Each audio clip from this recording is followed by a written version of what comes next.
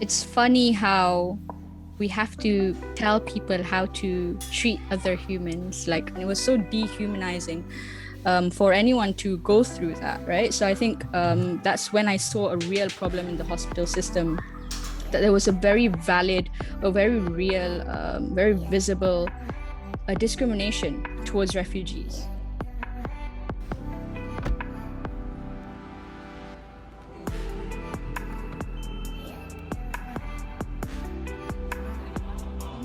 My name is Arissa Jemima. I am currently 24 years old. I am a full-time student. I'm studying international relations and international law. I co-founded Women for Refugees, and I founded Doctors on Ground. Both are NGOs that work with the refugee population, urban refugees based in Malaysia.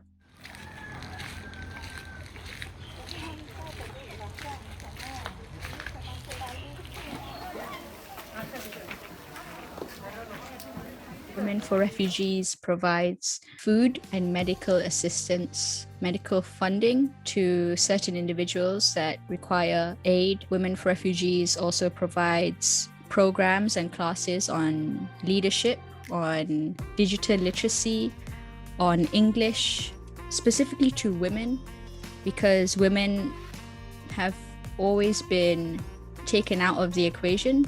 For Doctors on Ground, we'd like to see more women aware about their health, about their bodies, especially about planning their own pregnancies. I think in the time of COVID, we see a lot of women getting pregnant. These are women that are younger than me, on their 6th child. Poverty hits really hard when you're a woman, especially when you're a woman. And that is very evident, especially if you're a refugee. So on Doctors on Ground, we're trying to provide the medical awareness, the medical assistance, the medical services to refugees in an environment where they feel safe. We don't expect them to travel to the hospital and get the necessary aid that they need if we can provide it in their homes.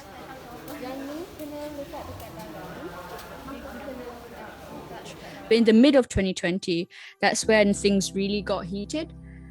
And that's when we all started to see, especially when the government took its first step to implement the lockdown, that's when we started to see families getting affected, especially refugees. Refugees were getting affected. And so I volunteered with multiple different organizations that worked with refugees. One of them was Kakak Services. Kakak Services basically organizes food aid to different migrant families. MRA, so Malaysian Relief Agency, was another. Basically, I started off as a volunteer.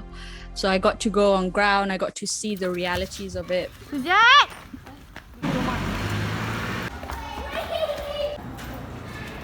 On one of the communities that I visited during my volunteering, I actually connected with a family. The wife was 2 years my junior. She had just given birth at home, and she was so skinny. Her baby was so small. I took it upon myself to make sure that she is checked in the hospital.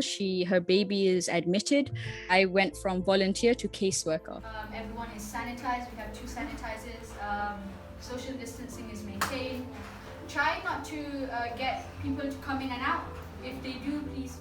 During every hospital visit, I had to fight with hospital staff. The ones that I've seen and heard in person, with the refugee patient that I brought who had given birth, the nurse said, "Kenapa awak tak datang awal-awal lagi? Tengok baby awak dah susah. Lain kali tak payahlah beranak. Kalau tak ada duit, tak payah beranak. Kalau tak ada duit, tak payah datang.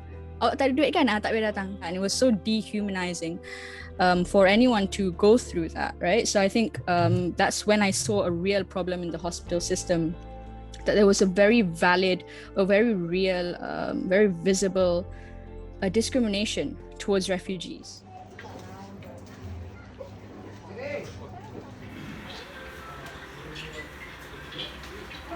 If a Rohingyan family waves the white flag, they won't get the same treatment as a Malaysian family raising the white flag.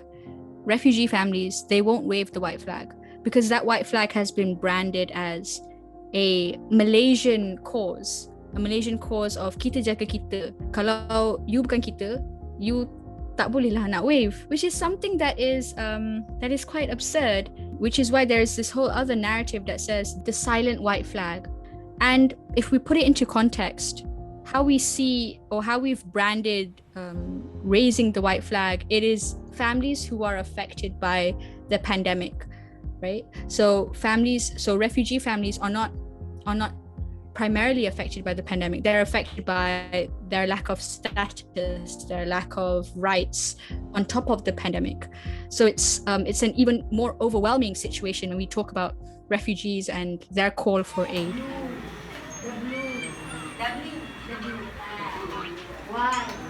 It's funny how we have to tell people how to treat other humans. We've come to a day and age where we're being very greedy with who we treat and how we treat them. Because a lot of the times, the people that I argue with on refugee crises, they have never met a refugee. They probably heard it from someone. It's just realizing that the reality that you're in and maybe putting yourself in their reality.